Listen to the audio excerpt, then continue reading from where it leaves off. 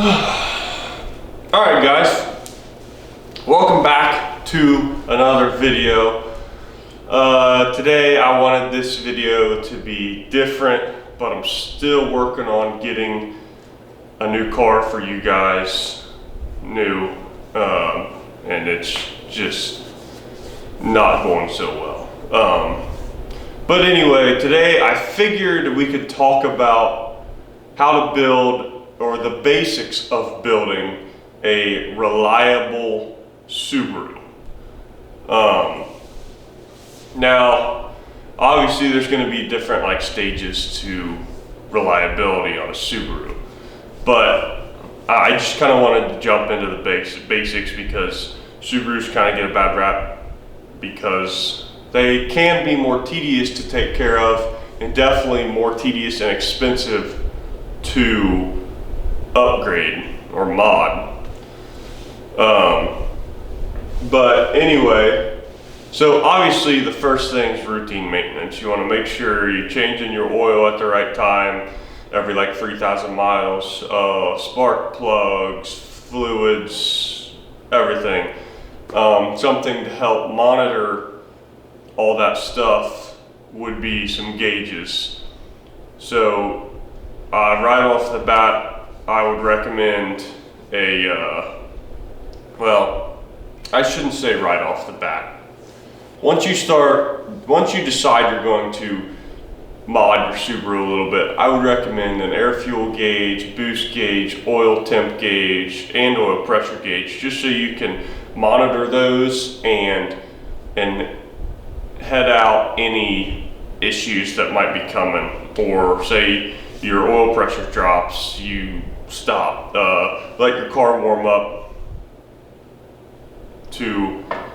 so you see your oil. When you see your oil temp rise, that's when your car's warmed up enough, I would say.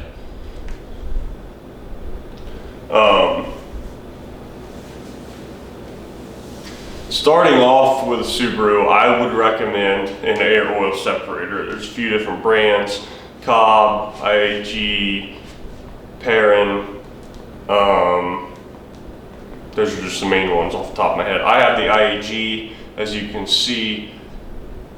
I would recommend this highly because really on any turbo car, but there's a lot of oil blow by in these, especially when you start getting into bigger boost. A lot of oil blow by, and with the way the system is, it just puts it right back into the intake of the motor. With the air oil separator, it puts it back down. It bypasses the intake basically. So I would get the IAG Street Series, which right now I think they only have the Street Series. But I'll link that down in the description below. The second one I would get into would be the Cylinder 4 cooling mod, which is it kind of seems like it's intimidating because you are actually tapping into the block, tapping into the cylinder head. But it's not hard. You're just taking a plug out, putting a fitting in with a hose, and then tapping the hose into your heater core hose. So I have a video on that already if you guys want to check that out and see for yourself. It's really not bad. I am no master mechanic by any means, and I could do it just fine. But I would recommend doing that because your cylinder 4 area doesn't have a super high amount of coolant flow through it. So adding the Cylinder 4 cooling mod opens up the passageway there and really allows that to cool down a lot more.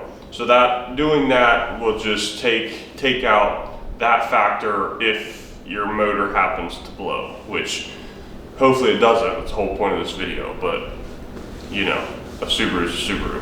So that is the Dom Cylinder 4 cooling mod. I'll try to link that in the description below if I can find it. Should be up to it. Just Google Subaru Cylinder 4 cooling mod.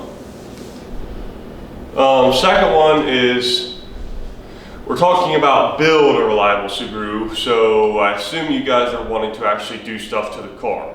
If you're going to want to do stuff to the car, usually cold air intake is the first thing people do. You want to start by getting a Cobb access port. That just allows you to run the off-the-shelf tunes Now, obviously with the whole green speed compliance thing that Cobb has done, it's a little different now. But I would recommend getting the access port right off the bat if you plan on upgrading anything in the engine bay. So that kind of brings me into a tune. A lot of people think they can treat these Subarus like other cars and just throw parts at it and not worry about it. Well, Subarus are pretty temperamental, and you really have to kind of stick to the book on them if you want them to last. So if you get a Cobb access port and a Pro Tune or an E-Tune is not in mind, which I would recommend if you don't want to do a Pro Tune, I highly recommend an E-Tune from Eric at Torque Performance. As you've seen in my previous videos, I'm going through all that right now, and it's perfect. But anyway, if you're not wanting to get into all that, because I didn't in the beginning, I completely understand.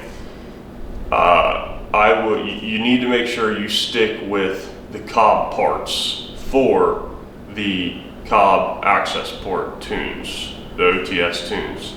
So on your access port, it says maybe like stage 1 SF air intake. That's the Cobb air intake. You don't want to run a Grimspeed air intake in your Cobb off-the-shelf map, because it won't perform how it should. It'll be hard on your motor. They're not sized or scaled the same way. They're not calibrated the same way. Cobb knows how they calibrated their Cobb intake. So make sure you keep the parts the same. Same with the Cobb downpipe. I'm trying to think of, I don't know what all OTS tunes they have, but I mean, I wouldn't get past much more than that with OTS tunes anyway. But make sure you stick with the Cobb parts for the Cobb access port if you're running the OTS tunes.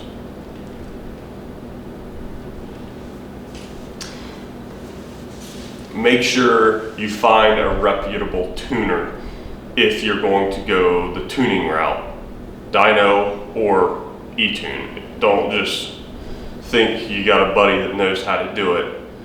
Make sure you have a reputable tuner, which the one I'm using right now, E-Tune, is Eric at Torque Performance. He's amazing. I'm on stage 4 revision. He's just narrowing things down. I had a boost leak you guys saw in the previous video. He saw that, told me where the fix would be, and it was right at the throttle body boot. Also, you want to make sure you do all the routine maintenance when you get your Subaru so that your tuner isn't tuning against any issues. Like, I don't know, oil leaks, exhaust leaks, boost leaks. Just make sure that everything is good so your tuner doesn't tune against issues. He might think it's good, but he don't know what your car actually is doing. He might not see it on the data logs. So just eliminate all that right off the bat. Another crucial one that you need to do on a Subaru is the oil pickup tube, because that can rust. The welds on that, I guess I shouldn't say rust. The welds on that are known for failing, and when that fails, your car is not picking up the right amount of oil, and that's the end of your motor. So I highly recommend the oil pickup tube, which I have not done yet, but that is on the list. I do need to do that. And then while you're in there, because it's kind of a pain to do that, if you don't take your engine out, you gotta, from my understanding, take your motor mounts loose, jack the engine up a little bit to get the pan out, and then you gotta clean the gasket material out. I am not looking forward to doing that, but I need to. So while you're in there, you might as well do the oil baffle and the oil pan, which I would get all these from Killer B, just from what I've seen. That's what everybody uses. That's the most higher end for that job. So I would recommend Killer B, oil pickup, baffle, and pan. You guys will see that soon. I'll come out with a video for it. I'm just procrastinating on it because it just seems like it sucks. I've debated on pulling the motor for it, but I don't know that I want to do all that.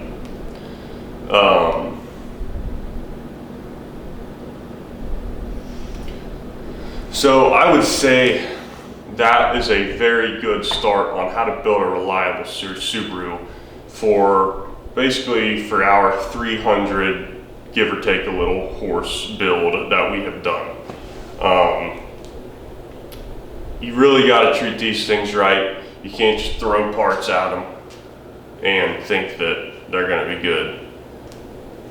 It is a Subaru, so be kind to it and give it what it wants. Anyway, I hope this video could kind of help some of you guys out off the bat. Also, another thing is I talked about gauges. The access port also provides a lot of gauges, so you can monitor like knock and all that to prevent engine failure. Help prevent engine failure. Now, I have blown my motor and it was pretty much stock with a Cobb access port and an off-the-shelf mat. I did have a catback exhaust, but that you don't need a tune for that. That does not matter. So that happened, could have happened for a couple reasons. I spun a bearing. Now, I wasn't beating on the car necessarily when I spun the bearing. I drive the car pretty easily. I mean, I do my pulls, you know, but I don't freaking rev limiter it. I don't launch it. But I blew an engine, so it might happen, it might not. There is a class action lawsuit, or there was a class action lawsuit for those for our year 08 to 14, I think, Subarus. The main line boring machine in their engine facility during the manufacturing of those engines was out of calibration. So they have an extended warranty on these motors. If they spin a bearing, if they spin the right bearing, I guess, because they go in and look at it, they will replace the engine for free. So that happened to me. I got super lucky, I felt. But then again, I don't think it was my fault that it spun, which is why they replaced it. So if you do blow your engine and you have minor bolt-ons on your Subaru, on your 08 to 14, I think is all it is, call Subaru, get an appointment in with them. I did return the car completely back to stock, so keep your stock parts. Give it to them, they'll look at it, and maybe you'll have a chance of getting a brand new motor for free, which was a blessing for me. But basically I said that because if it's gonna blow, it's gonna blow. Maybe, maybe not. Just do these basic things to really try to keep your engine healthy over a long time. And also, obviously, the way you drive the car has a lot to do with it. I mean, if you're gonna be hard on it, you need to do all these things just so you can be hard on it. If you're not gonna be hard on it, I'd still do all these things. Good for you for being easy on your car. But let's be honest, whoever buys a Subaru like this, unless you're an adult, old man, you're gonna have fun with it, you know? So anyway, I hope I could assist some of you guys out. I hope in the next video, I can have a new car for you guys, which the new car is just gonna be a Honda Civic, I think, if I can get my hands on one, but they're so hard to find right now without rust and without a bunch of dents and without a motor swap. I want it to be pretty much stock for you guys.